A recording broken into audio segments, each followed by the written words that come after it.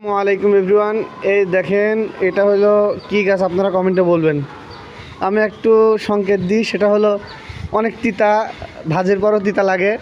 এই গাছটা আমরা এইমাত্র বৃষ্টি হয়েছে, বৃষ্টির মাছ থেকে তুলে আনলাম। আমার এই ছাত্র যে কোনো গাছ তুললে তার হাত দিয়ে আল্লাহর রহমতে হয়ে যায়, আমরা লাগালে সহজ হতে চাই না। এই গাছটা এখন রোপণ করব। চলো তোমরা চলো।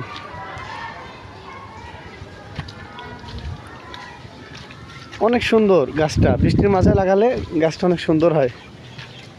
ছাদ বাগান বলে কথা, না লাগালে কেমনই হয়।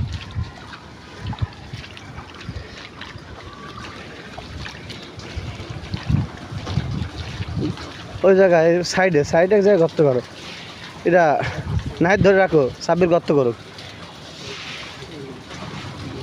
হ্যাঁ, ওখান শিকড় আস কিন্তু। হ্যাঁ, করেন করেন করেন।